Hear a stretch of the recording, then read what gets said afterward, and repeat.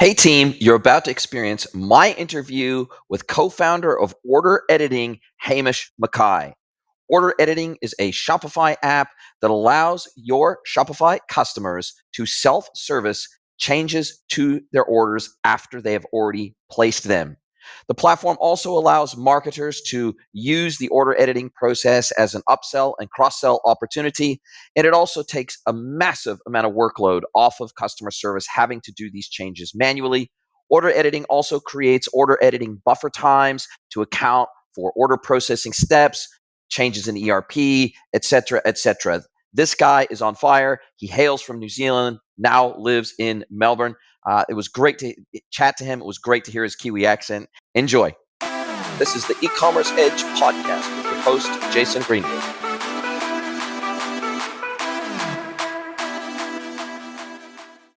Hello, everybody, and welcome to another episode of the podcast. It is my great pleasure to welcome Hamish MCKAY from Order Editing. Welcome, Hamish. Cheers for having me on, Jason.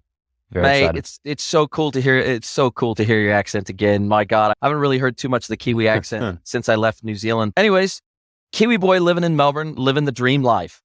Yeah, it's awesome. Absolutely love Victoria. It's definitely a bigger and better city than Auckland was in New Zealand. It's a lot more commerce happening here. And there's a truckload of Kiwis living there. I've got quite a few Kiwi friends that made the move across to Melbourne. In fact, one of my friends, he's been there for I think 10 or 12 years. He married an Aussie girl and they've got 4 kids now. Yeah, there's plenty of, you're not alone in the mass Kiwi exodus to Melbourne, are you?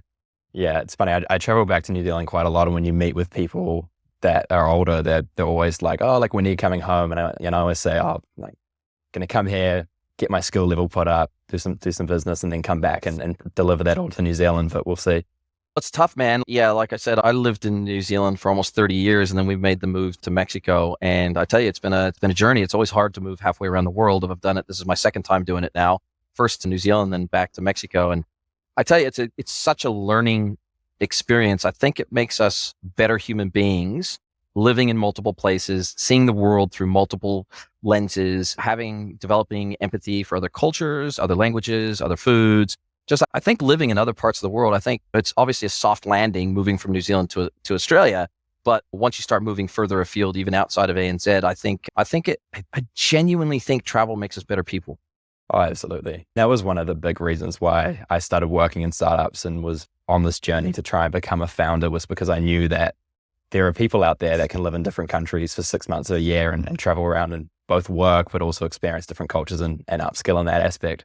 No question about it. And I think for me, I can speak for myself only, but from what I've seen from a lot of people I know are international travelers and sort of digital nomads and things like that, we tend to find a lot of common ground depending on, it doesn't really matter where we're from. We find a lot of common ground just being an international citizen, as it were.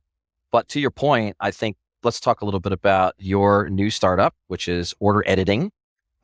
Fancy name, really. You just cut right to the point with the name of your product. Boom, good for SEO, man. But look, before we get into Order Editing, what it is, how it came to be, etc., before we get into those details, how does a guy from New Zealand who was originally in hospitality, which by the way was my original career, I spent 6 or 7 years in hospitality before I went into tech and e-com. Hospitality is near and dear to my heart. I'd like to think I use a lot of the skills that I developed in hospitality to work in tech and relate to people today. But how does a guy in New Zealand who worked in hospitality for years then decide, stuff this, I'm going into tech? Yeah, look, I was fortunate to have pretty deep connections in the YouTube and the creator economy space. And a friend of mine had just started up a full suite merchandising business that would manufacture, ship, do the customer service for these large scale YouTubers. That business skyrocketed, like post 2019, during COVID, ecom was booming.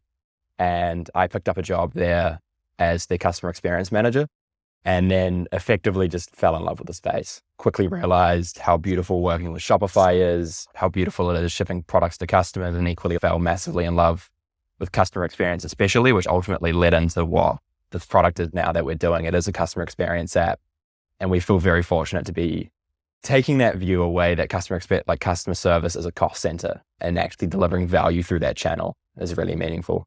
I've always felt and tried to help brands understand that I actually see customer service largely as a profit center done right. So sure, there's always going to be an element of service to that. There's always going to be an element of where's my order. There's always going to be an element of this thing arrived damaged. There's always going to be an element of kind of pure customer service. But throughout that journey, the ability to build brand, affinity, trust, and the opportunity to upsell, to cross-sell, to resell, I think there's just so much opportunity that is overlooked by brands who do not build out a true, genuine, empathetic sales function inside of customer service. I think they're totally missing a trick, because very rarely, and I've worked for some of the health posts. I obviously helped run e-com for health posts for quite a few years.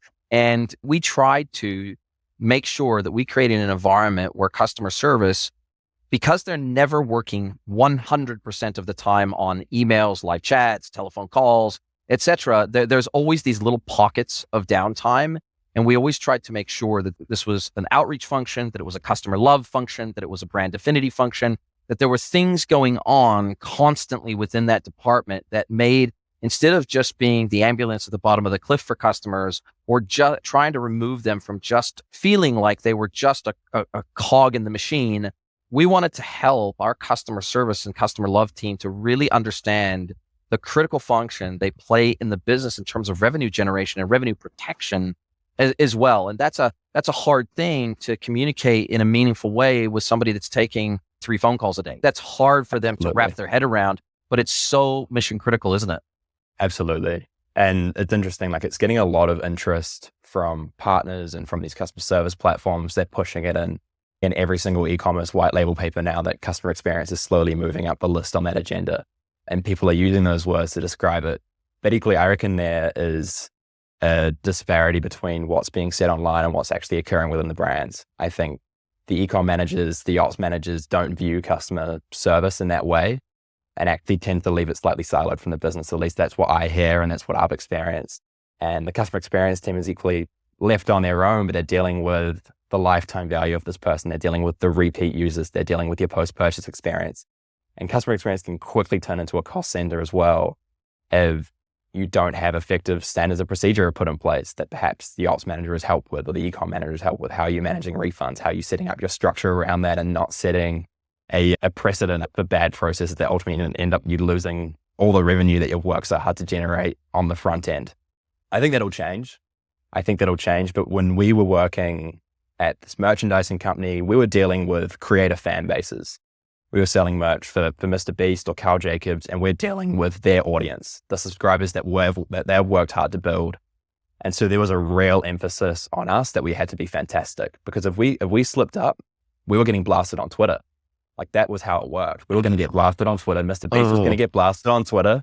It was horrendous, but it pushed us to put a lot of love into it and put a lot of heart into it. Equally, it meant that the agents who were doing the 63 calls a day, who were sending out 200 updates over email every day, actually loved their job and had a lot of passion for it, because they could see the direct effect, the direct impact of their love to customers, not just through the occasional response you might get or the occasional 5-star rating, but actually over Twitter. People would post screenshots of our service emails being like, oh my God, like I love Jean, I love Rochelle, like they're phenomenal.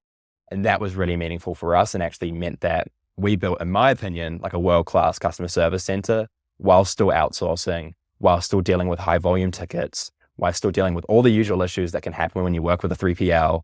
And that was really meaningful.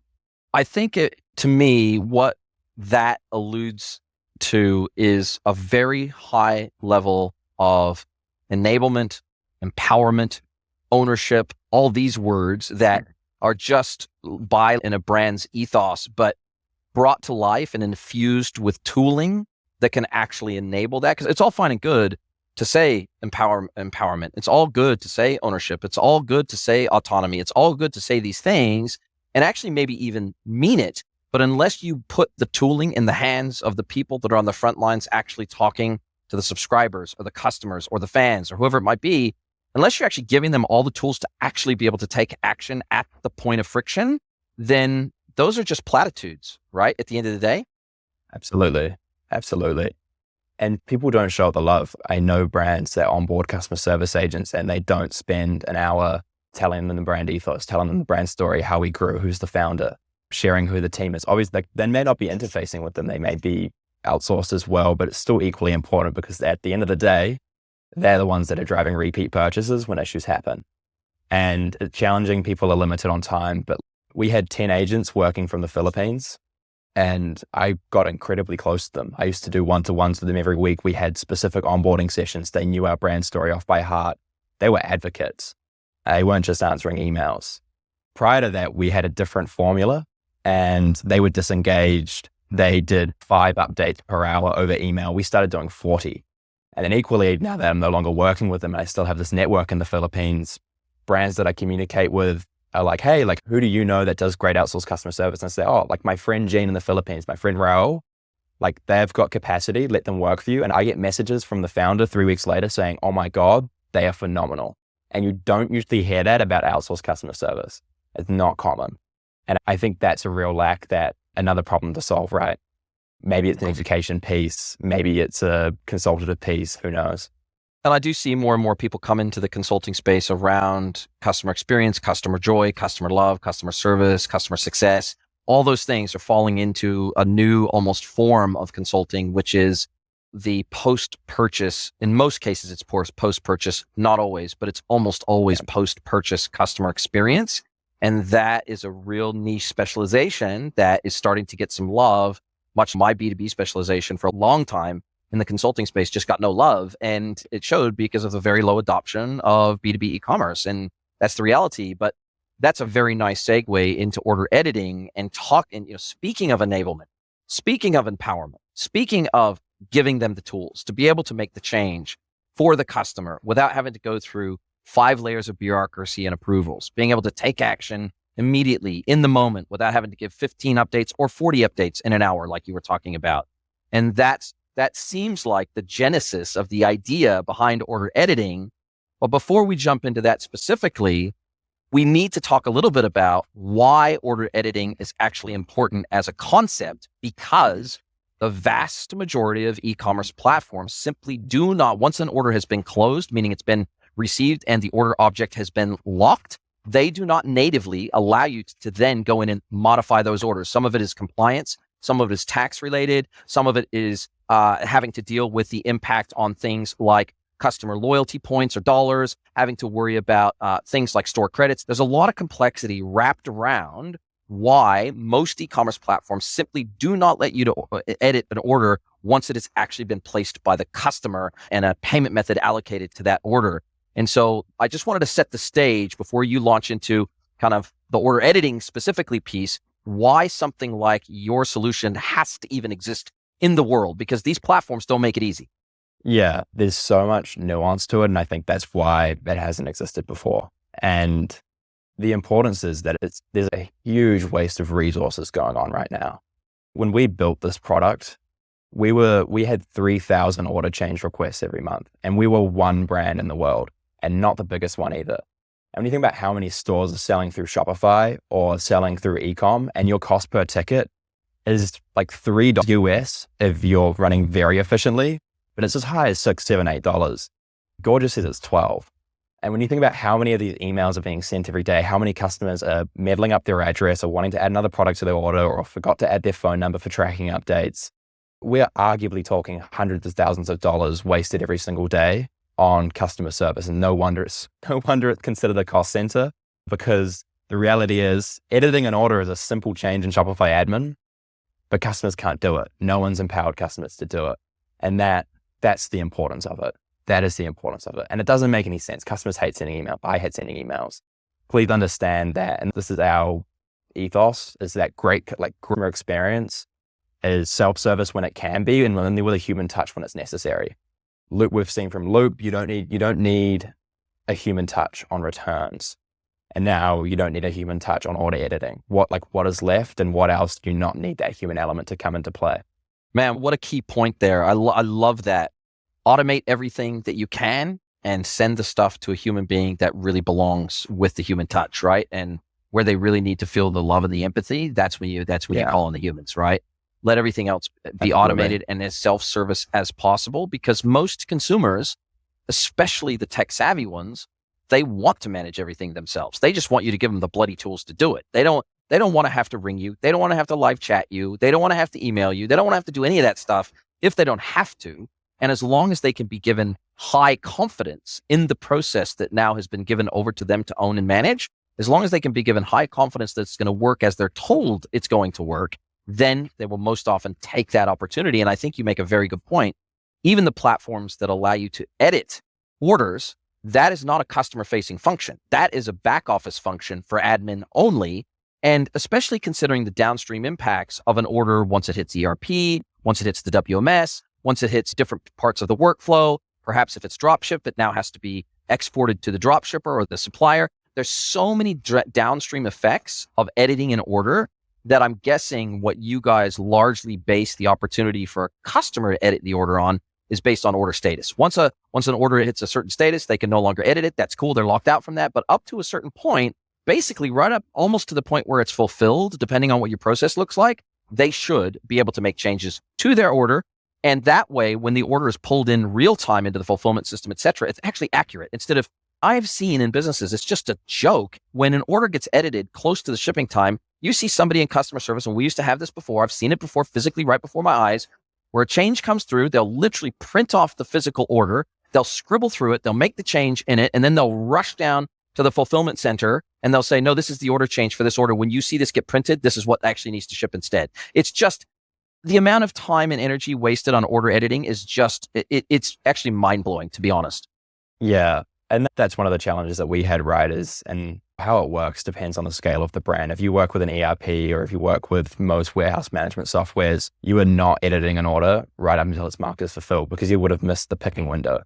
And that's where cutoff windows come into play. That's where putting orders on an upselling hold come into play. That's where the potential of canceling editing orders and recreating them to have that cutoff window be larger work out. And that's what we've been building is we've got this phenomenal product and we had great proof of concept. How do you work with these big, ugly systems that aren't ready for the innovation that we've created? Because we meet with people like yourself that have been in the industry for 20 years and they tell us that order editing has sucked for 20 years. And you jump on call with a brand or anyone who is technology savvy and they say, I can't believe it's 2023 and this is only just happening now, which is completely valid. And I think that speaks to the opportunities elsewhere in this ecosystem, especially through Shopify. Shopify APIs are so extensive that you have the ability to actually build your career off that and build this lifestyle you like while equally working in arguably the greatest industry in the world of e-commerce. I couldn't agree more. And I like the fact that you've spoken to the idea that you don't have to go and build, for example, you don't have to go and build an entire WMS or go and build an entire ERP or go and build an entire e-commerce platform to have a dramatic impact on our industry. There are entire companies and entire app ecosystems that are built on just the post-purchase order success page and optimizing that in every way you can possibly imagine, or gamification technology, which is really just a questionnaire about a customer's preferences before you present them with the products that are going to work with them best.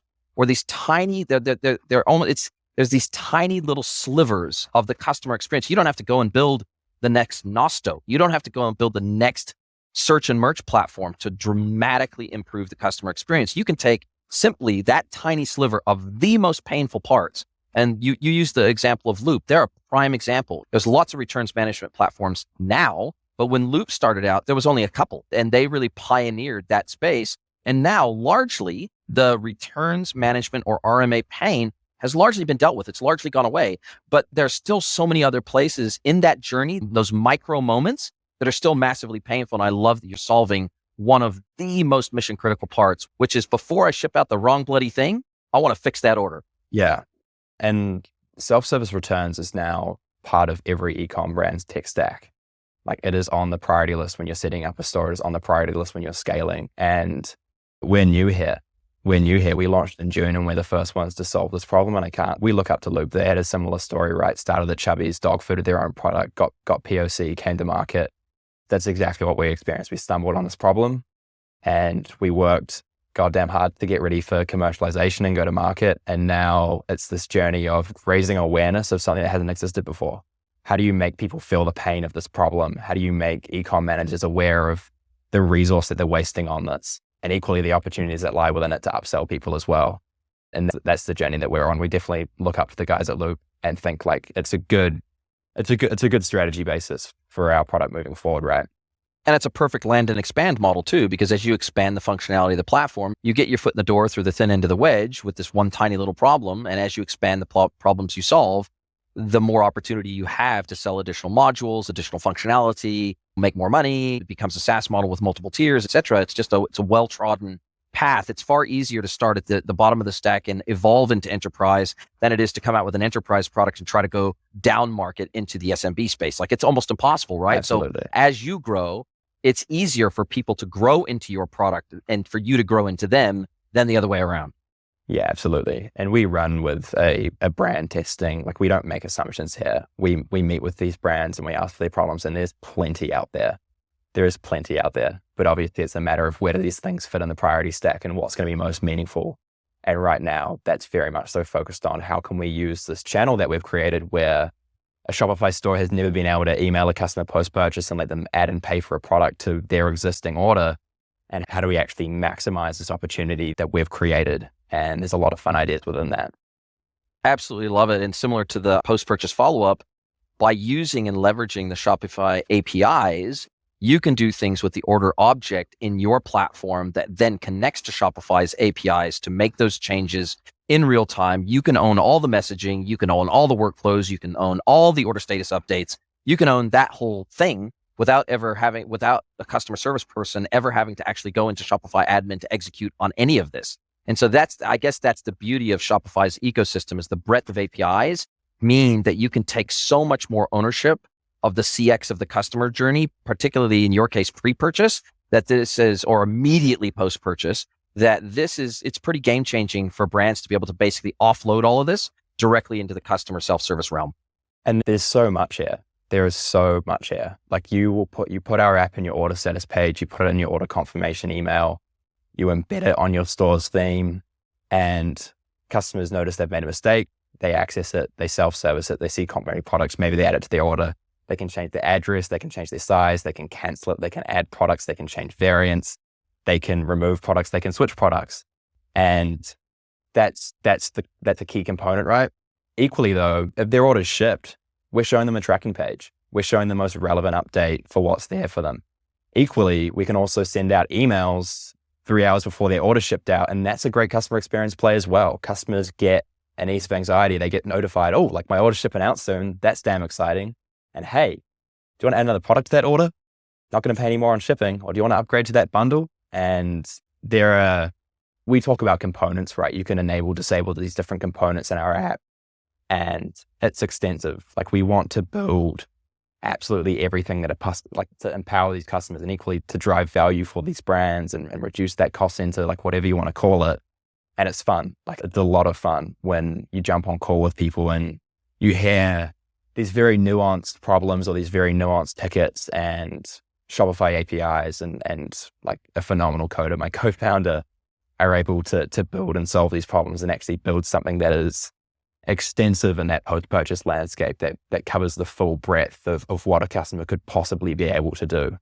And do you think that the reason why a lot of e-com managers perhaps up till now haven't perhaps investigated this or thought of it in the same way as self-service returns management is because of the separation of KPIs and the siloed KPIs between an e-com manager and say a customer service manager? Whereas a customer service manager they're KPI'd very differently usually. Now they shouldn't be. There should be cross-functional KPIs, but 9 times out of 10, there aren't yet. And that's something our industry's gonna have to get better at. But usually customer service, they're KPI'd on number of calls per agent per hour that are taken and resolved. Yep. Number of first resolutions upon first contact, things like how many live chats, how many emails that they respond to per agent per hour. Their entire KPI structure is about volume. How many people can we deal with on an hourly basis across all the customer service channels we monitor and leverage? And so they're all about bringing efficiency in and costs down. And for an e-commerce manager who's KPI'd on things like conversion rate, and they're KPI'd on things like bounce rate, and they're KPI'd on things that are more marketing in nature, in fact, oftentimes their KPIs come from the marketing team. And oftentimes an ecom manager will sit underneath the marketing manager, or even if they're independent and they're responding or answering to a CEO, their KPIs look a hell of a lot more like a marketing KPI than they do a customer service KPI. So it feels like we're at loggerheads before we even get started about thinking about the tech stack that needs to be implemented in the platform for customer service efficiency and scalability.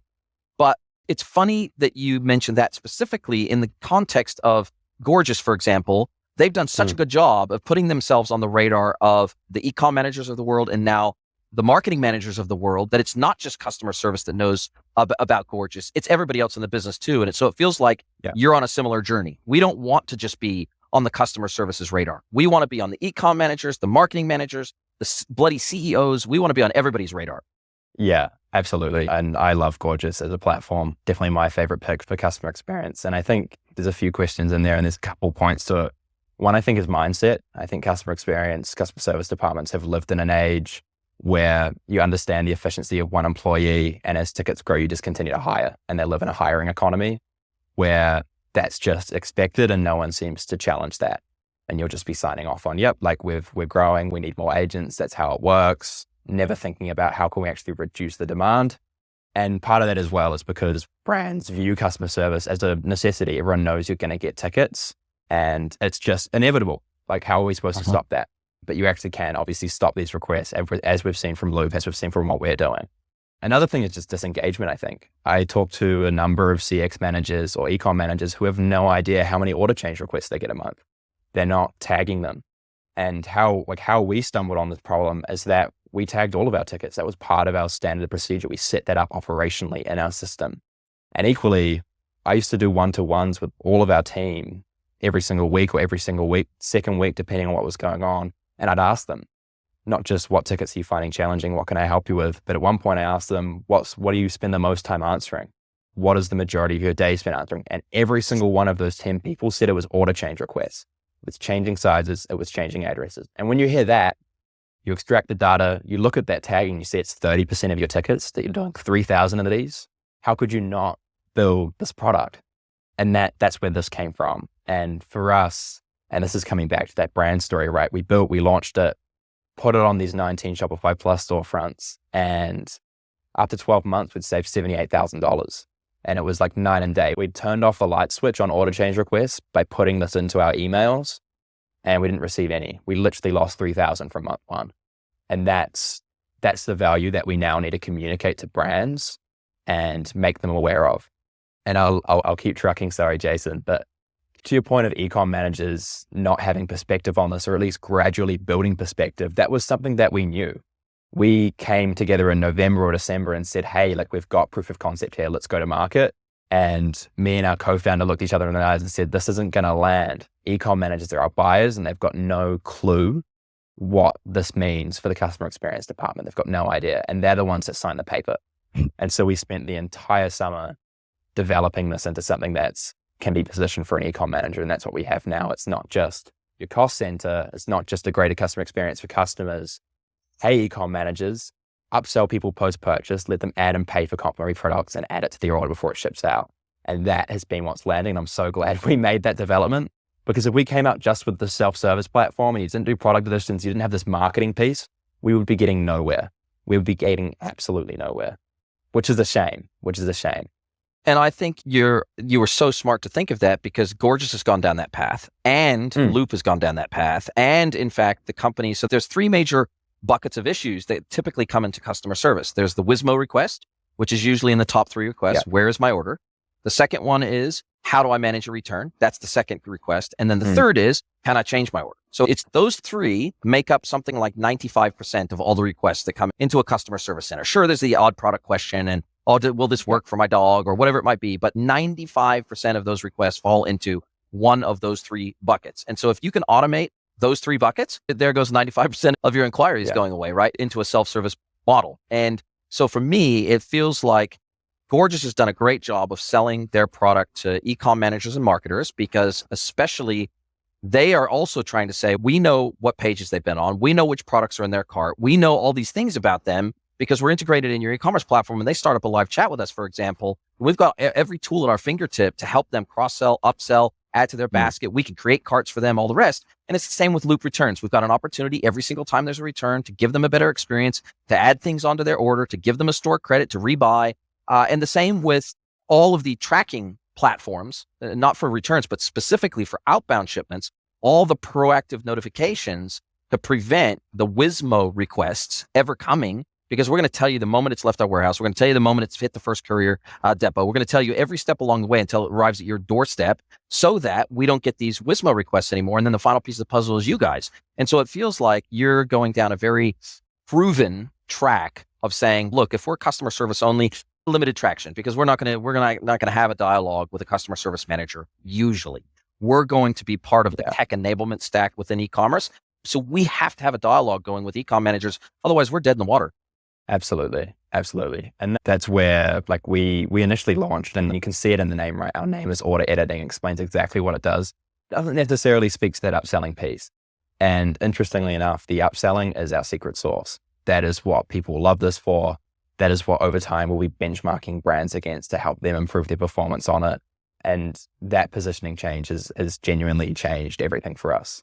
And it was hard. It was really hard. As you can probably tell, I really love customer experience, and it's a passion of mine. And I see myself working in that space for a long time. And to build a product that you love and that solve that very specific problem, and then go to market with thinking that same messaging would land and it not, switching to what is arguably a very competitive space of upselling, grow your AOV, and a lot of false metrics getting thrown around, was a real challenge personally to switch that up. But thank God we did. And maybe that will change over time as people become more aware of the problem and data starts to come out about just how much you can self-service and what that means from a dollar value perspective. But that's where we now jump on calls and we hear those comments. I can't believe it's 2023 and this didn't exist. This is such a no-brainer. I don't know why you wouldn't use it. This is a phenomenal product. Well done. I can't wait to use this. And sadly, and much to my dismay, we heard that a lot at the start from partners. We didn't hear it so much from brands until we talked about the upselling piece. Makes complete sense though. Look, makes complete sense. Now for you guys, you currently are a Shopify app only. Do you have visions of trying to get this integrated as an app within the Magento App Store, within BigCommerce App Store? Is it your vision to try to get this into as many e-commerce platforms as possible? Or do you feel like, no, we're going to have a laser focus on Shopify for the time being because there's plenty of blue ocean in the Shopify space that we still need to swallow first? Yeah, look, we plan on staying in Shopify. We love Shopify. My co-founders spent 5 years developing apps in the space, and we think we solve a critical problem for their brands. And equally, that obviously extends to Magento and these other platforms, but they don't advocate for app developers as much as Shopify do.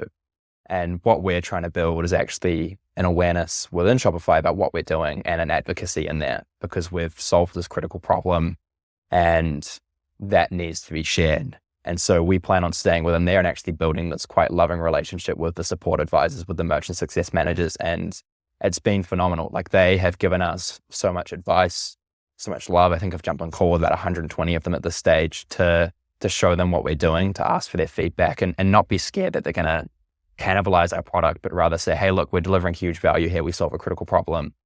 One, what do you think? Who should we be talking to? And they all love it. And I think for that reason, it's probably important that we stay within their ecosystem. And to be fair, given Shopify's track record, it's more likely that they would either try to buy you, invest in you, do something collaborative with you. If they saw that you were becoming a threat in some way, then they would probably say, look, it's actually far better for us to collaborate with them. And we saw their investment in Klaviyo.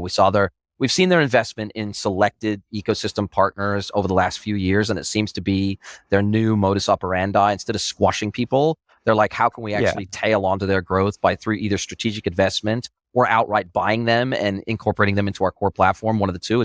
It seems to be a lot less about outright destruction, scorched earth, and how can we collaborate? Yeah, and the app developer ecosystem is just phenomenal. Like, the network within that, the love that developers share to one another, the success that people are seeing, and the love that Shopify shows them. You'd hate to disincentivize it because it's delivering so much value to brands and it's a unique value prop. And unless, like, you're absolutely right, unless you infringe on their payment processing, they don't want to hurt you because you've done a great thing for them and you've boosted the value of their platform and you don't want it to stop. Why would you turn the tap off? They've been very strategic in that, I think, and it's quite impressive. Totally agree. Threading the needle for sure. No question about that. And how do you guys make your money? So is it like is it a fixed monthly fee? Is it a number of order edits processed? How do you guys make your money? Yeah, we launched with founders pricing, and we just left it open and free for all small brands, and would take 6% of the money that we made you. And that meant that we could get a whole bunch of accessibility and equally run those customer tests and customer advisory groups that were just pivotal to handling all the nuance that lives within order editing. And then we charge $3.99 flat rate for enterprise brands that require that 3PL or ERP integration. And there's no commission on sales there. That will change over time, no doubt, because that is seriously undervaluing the product. But we think it's important that we get people on and get them aware of the problem. One of the questions that we're now talking to customers about is, how would you feel about variable pricing? That was something pre-launch that we were considering and decided against, because we felt that brands would be anxious to have an unknown variable cost coming through. But it's a shame because our value ties so closely to it. When you know that a customer service ticket costs you $5, $6, and we charge you maybe 80 cents per an edited order, there's a clear cost benefit trade-off there. And that's something we're considering and getting feedback on now. Yeah, to me, it's the way a lot of Shopify apps are going there. It's a collaborative skin in the game model that says, as you scale, we scale. And so therefore, if we charge you a fixed fee per transaction that we enact from our side, or transaction we modify in your case, then if you're small, then you're going to have relatively few to edit, and therefore your payments will be relatively low. If you're massive and you're saving those 3,000 order edits a month like you were, well then cool. You won't mind paying us 80 cents times 3,000 orders, because you're saving that between $5 and $12 an order in terms of customer service costs. I think having a skin in the game model seems equally, a lot of Shopify merchants feel like they're getting nickel and dime to death with a little bit of the rev share model, but it is a true skin in the game model. So I do understand why most platforms go that direction ultimately, because you got to scale your infrastructure to keep up with their scale. And so only by tying your success to their success does it really work as a model. So I understand this is going to be a hard one, but I think you'll get there. You've clearly done a lot of development in a very short window of time. What's next for you guys? What is, if we were to look down the track 12, 18 months, is there anything that you'd like to add to your platform that customers are either already asking for, or you already know, hey, this is the 1, 2, 3 next things we want to solve as part of our native platform, and that's going to be rolled out in the next year or so? Yeah. Top 2 on the priority list, better upselling through volumetrics. We would love to know when a brand has space in that box, how big that space is, and then understand what product we could put through there, discount significantly, and equally have that free shipping piece actually very clearly happen. We see huge opportunity there, and we think that's very compelling and equally new and exciting for brands to think, oh, like this customer could fit this hat or this t-shirt in there. Let's push it out to them. No brainer. The guys in the warehouse can just chuck that in. The other piece is something that I see doing phenomenal amounts for the awareness of this problem and the awareness of the impact that good customer experience can have, and that's benchmarking data. I want to benchmark how many orders you receive versus how many orders get edited. Is there a problem in the way your checkout works that customers are messing up their address? Or is there a problem in the way that your sizing guide works that people continually order the wrong size? We can tell you that through this benchmarking data. We can benchmark your upsells through your order edits, or your upsells through your total orders, how much your average order value growing, and compare you to brands that are of a similar size or in a similar industry, and let you know that, hey, you're probably not maximizing this opportunity. Let's tap into that. Let's onboard you like a second time. Let's try and maximize it and do some consulted, like free of charge, obviously, and help you get the most out of this new platform that you're using. I think benchmarking data is very exciting for us. And I think it's something that has lacked across the ecosystem, the ability to compare your performance against your peers and actually get that understandable piece. Because the reality is these women that are working in e-com, that are working at the top of these brands, they all talk to one another, right? They talk about how much money they're making or how many orders they're doing. But getting raw data on that and actually getting a comparability piece, how are you not going to be higher performing? And also, you're now going to all of a sudden be able to start to see trends, which for me, a directional trend is the most important piece. The absolute numbers are somewhat irrelevant, but when you start looking at trends and percentages, now all of a sudden that, regardless of how many orders they're doing versus how many orders you're doing, now all of a sudden it becomes contextual, right? If the average fashion brand has been able to reduce their manual order edits by 85%, say, for example, all of a sudden now, if I'm only able to reduce that by 20%, what the hell is going wrong? What is going wrong with my offer? What is going wrong with the process? What is going wrong here? And so I think that when we start operating on directionals and percentages and trends, now all of a sudden that becomes immediately applicable to my business, no matter how big or small I am. And I think it's democratizing access to that data from the biggest end of Shopify Plus all the way down to the $29 a month plan. That to me feels like a massive win for brands. Yeah. And it's so important in B2B SaaS. The continual frustration with SaaS companies is that you're not getting all of your product value, or they've still sold you a whole bunch of things that are irrelevant to you. And I would hate to be perceived in that way. That is just toxic. We want to be close to our customers. We want to learn from them. We want to build collaboratively. And what better way to do that than to give them clear data on, hey, are you maximizing this opportunity or not? And it's not deployed commonly in other areas, I find. I saw I can't remember what the app's called, sorry, but I saw a new app get launched that will A/B test your Shopify theme and your landing page on your storefront. And I thought there was direct comparability there to what in the YouTube space, where people like Mr. Beast or other creators are optimizing these thumbnails to hum-ho and bringing data into that equation and really understanding what maximizes click-through rate. Why would that not work on a store? I think that's genius. And the same applies. People get click-through rate on their YouTube videos on what's maximizing. Why not get that on your order editing portal? Why not know if the positioning that you put in that upsell email is driving less value than other brands that are working with us? Why not know if the way you've placed it on the order status page is actually not directing customers towards it post-purchase when they do notice a mistake? And that's the stuff that brands need to understand, and we're going to deliver that to them. Wow. Absolutely love it, mate. You are clearly absolutely on a roll, on fire, passionate, in love with this industry, and doing everything you can to improve it from the ground up. Just love it. Just so proud, immensely proud of already what you're doing, what you've built, what you intend to build, keeping that laser focus on the merchant, but ultimately the end customer experience is going to take you super, super far. I'm sure you can tell that already. I've already seen quite a few posts on LinkedIn about the platform, what you're doing, and then all the positive responses to it. In some cases, 10, 20, 30, 40, 50, 100 comments. Like, clearly this is resonating with brands. And I think every ounce of success that you get is hard fought and well deserved. So congratulations, mate. And I just can't wait to see what you do next. Now, how would you prefer that people get a hold of you? All in the show notes. I'll link to the order to editing app in the Shopify App Store. But Hamish McKay, I'll link to your profile on LinkedIn. How do you like people to get a hold of you and open a dialogue with you? Yeah, LinkedIn's great. Otherwise, please just email me, hamish@orderediting.com. Whatever way suits you best. Like, I'm around. We're very much founder-led brand, and we're pushing hard, and we love having these conversations. Absolutely love it. Now, we're at the point of the conversation where I get to flip the script, turn the microphone over to you, let you ask me one question, any question you like, can be personal or professional. So Hamish McKay from Order Editing, what is your question for me today? What has been the biggest challenge for you, Jason, in working as a solo founder? I think it is, so my first e-com pure play business, I had a business partner, and certainly sharing the highs, the lows, the frustrations, the challenges, the successes, all of that is, I actually enjoy that aspect of being a co-founder.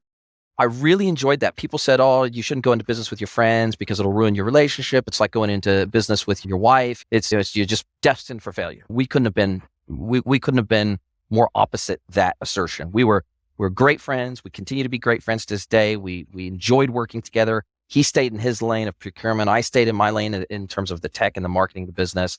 And we just got on an absolute house on fire. And I really enjoyed that environment.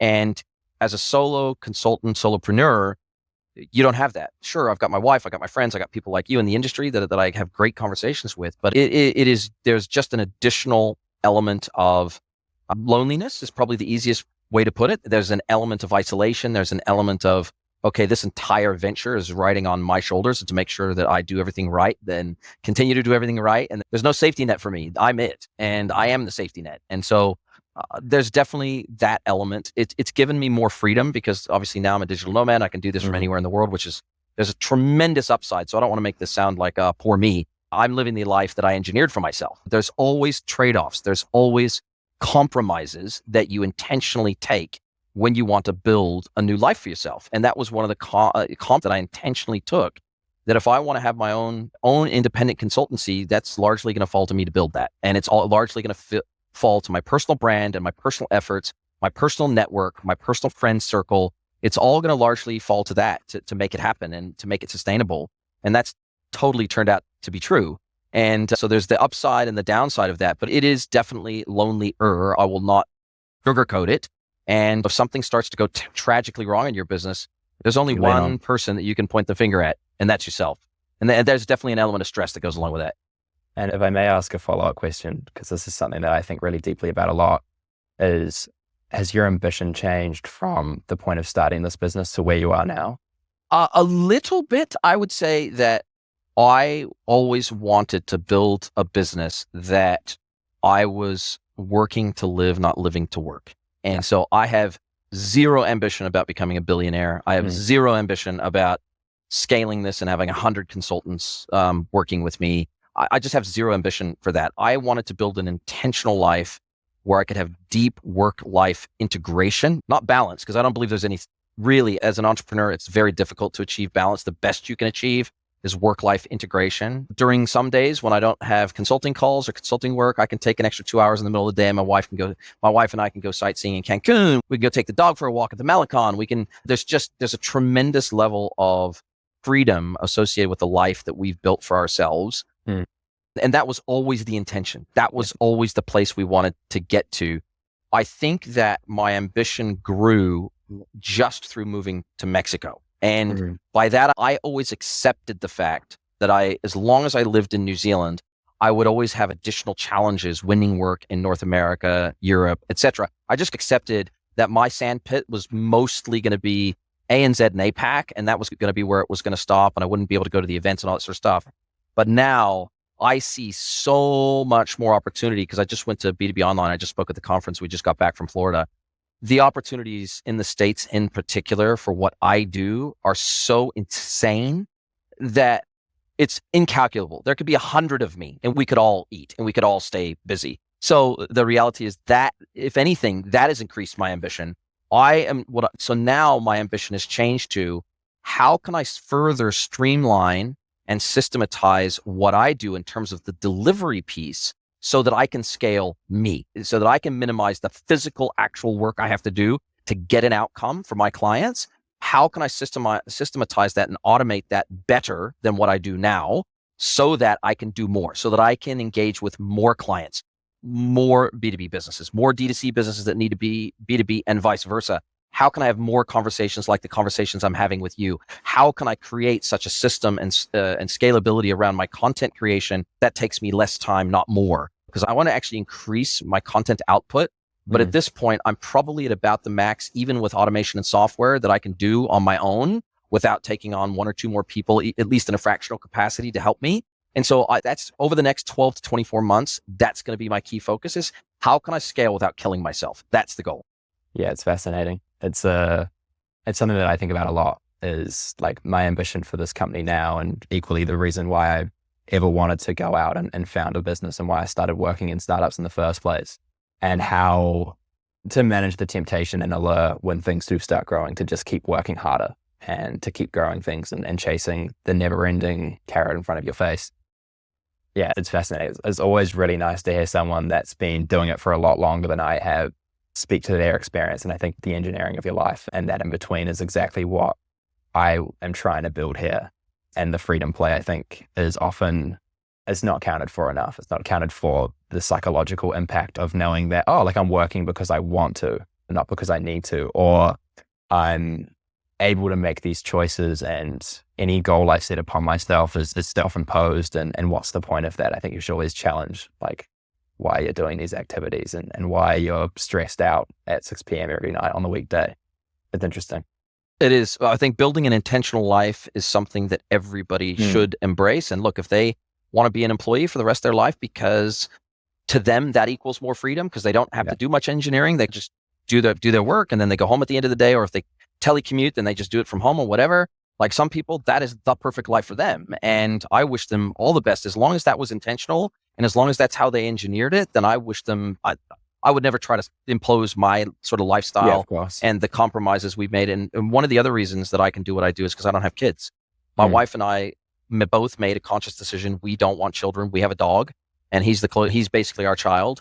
And even having a dog imposes some limitations on what we can do, where we can go, which sites we can go see, We have to put him in a doggy hotel if we've got to go away and, for a week at a time or whatever, or go back to New Zealand. He's got to be in a doggy hotel. So there's always some limitations and some restrictions, and there's always compromises you have to make to lock in the life that you want. But I think it's about how can you minimize the compromises and maximize the fun, the joy, the fulfillment, the value that you get out of your life. I think it's about the minimum number of compromises on that side and more, how can I work harder to engineer my life better to where I have to make less compromises? Yeah. And that's where that intention comes from, right? It's understanding what truly matters to you, what makes you happy, and then purposely driving your life towards that and not getting distracted by all the noise. 100%. Because, man, I tell you, that is easy, especially when, I was probably in some respects more ambitious when I was younger, but it was a purely probably financial ambition when I was younger. Mm-hmm. And now it's more, okay, I'm almost 50 now. I've probably got fewer years ahead of me than I do behind me. And it's okay, now quality of life matters a lot to me. I want to be able to exercise. I want to be able to stay fit. I want to be able to max the quality of my life for as long as I possibly can. And man, commuting 2 hours a day to the office and breathing HEPA filtered office air 10 hours a day or 12 hours a day if you're working in agency land, it's just, to me, it just seems like the worst possible way to live. Having said that, and I've said this before on the pod, I wouldn't be able to do what I do today if I hadn't have put in those ridiculous hours early in my career, to where those trials and tribulations that I went to and at the coalface experiences, those are what's paying dividends today that I can monetize those experiences. But if you've never had those experiences, you don't have anything to monetize. So it's a chicken and egg scenario. And I think they just call that paying your dues. And I paid my dues for a long time and sacrificed my lifestyle for a long time to get to this place. And I'm not saying everybody needs to sacrifice as long as I did, but there's always going to be a price to pay somewhere along the way for what you're trying to achieve. Nobody gets away free. Absolutely. We're so young here at autoediting.com. And one of the things that I consistently think about is that the older you get, the more likely you are to succeed in business. And that's one frightening, because I wish that we came up with this beautiful idea 15 years later when we had that long extended grind and that period of learning, but equally gives you a lot of confidence that, like, if you've had such a great idea at this age, like, what's going to happen to you when you're 30, or what's going to happen to you when you're 35, and you've got equally like the founder experience before that. So we're very grateful being Kira, my co-founder. We're just beyond excited. Mate, I'm super proud of you. Thank you so much for your time. I really appreciate it, and I can't wait to speak to you again soon. Are you a B2B or D2C e-commerce merchant? Then head over to greenwoodconsulting.net to learn how we can help you scale your business.